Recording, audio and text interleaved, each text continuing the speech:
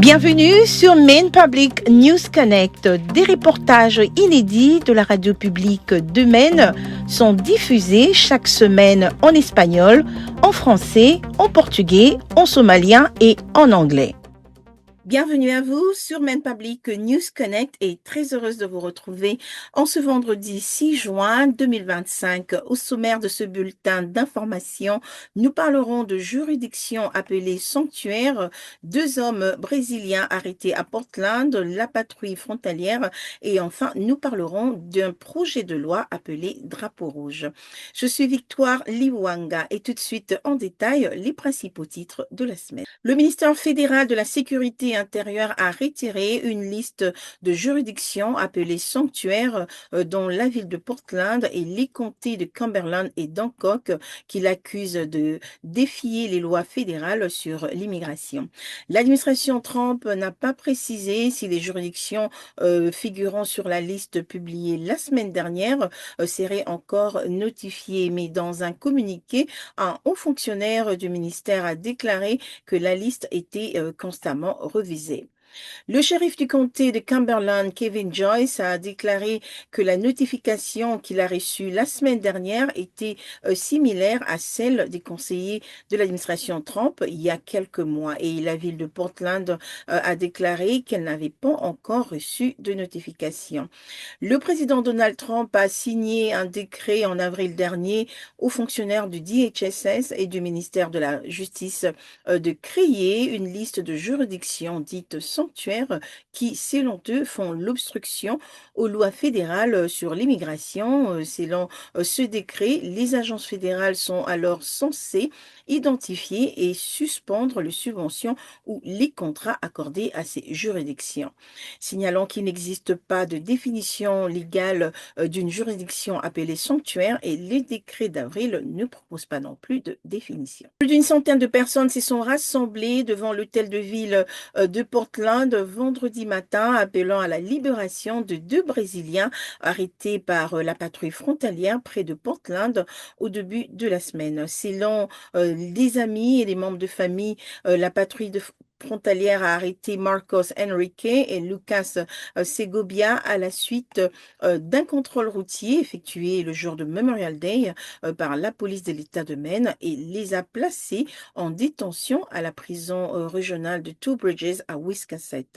Le membre de la famille affirme que les 2 hommes sont charpentiers et qui se rendaient sur un chantier. Ils affirment également qu'aucun d'eux n'a des casiers judiciaires. Dans une déclaration écrite, un porte-parole de la patrouille frontalière a déclaré que les agents avaient déterminé que l'un des individus avait dépassé la durée de validité de son visa appelé B2 et que ni l'un ni l'autre n'avaient des statuts légaux aux États-Unis. Les 2 hommes ont été placés en détention par l'ICE en vue d'un processus d'expulsion selon le porte-parole.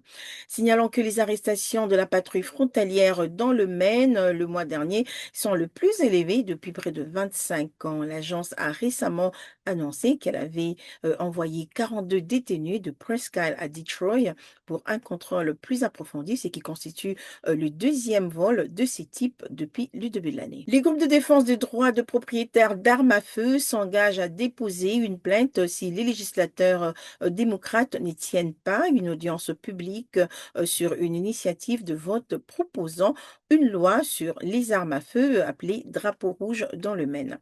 Les législateurs républicains et les représentants de 3 groupes de défense de droits des propriétaires d'armes à feu accusent les législateurs démocrates d'ignorer de manière flagrante une loi de l'État qui exige que la législature tienne des audiences publiques sur les questions de des votes initiés par les citoyens.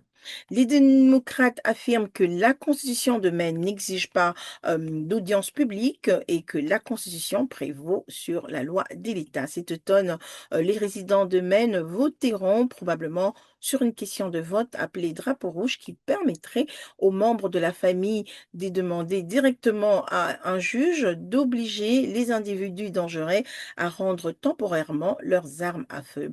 Signalons que le Maine dispose actuellement actuellement d'une loi appelée drapeau jaune qui n'autorise que la police et non le membre de la famille à entamer la procédure de confiscation des armes à feu. Le recours à cette loi a explosé depuis la fusillade de masse d'octobre 2023 à Lewiston qui a coûté la vie à 18 personnes. C'était Maine Public News Connect. Merci d'avoir été avec nous et passez une excellente fin de semaine. Merci à nos excellents partenaires communautaires pour leur soutien et leur contribution à ce programme. Maine Public News Connect est rendu possible par des soutiens individuels et des fondations à travers le Maine, ainsi que par Seaport Credit Union, Hannaford Supermarket, IDEX, Maine Housing, Coastal Enterprises, CoverMaine.gov, Sam L. Cohen Foundation, Kohu et Patricia Ewan et Maine Health Access Foundation. Maine Public News Connect est rendu possible par Kohu et Patricia Ewan qui se sont engagés à combler les différences culturelles au sein de nos communautés. Seaport Credit Union, engagé dans le bien-être financier des habitants de Maine depuis 1931. Présente à Augusta, Scarborough, Portland et bientôt à Lewiston. Pour en savoir plus, consultez le site internet seaportcu.org. Hannaford Supermarket, qui célèbre la diversité de ses employés, de ses clients et de ses communautés et s'engage à favoriser un environnement accueillant. Ensemble, ils sont plus grands que des produits d'épicerie. Et pour en savoir plus, rendez-vous sur le site internet www.hannaford.com. Si vous avez perdu votre assurance maladie ou si vous avez eu un événement majeur dans votre vie, vous pouvez trouver un plan qui vous convient et une aide financière pour le payer sur le site internet coverme.gov.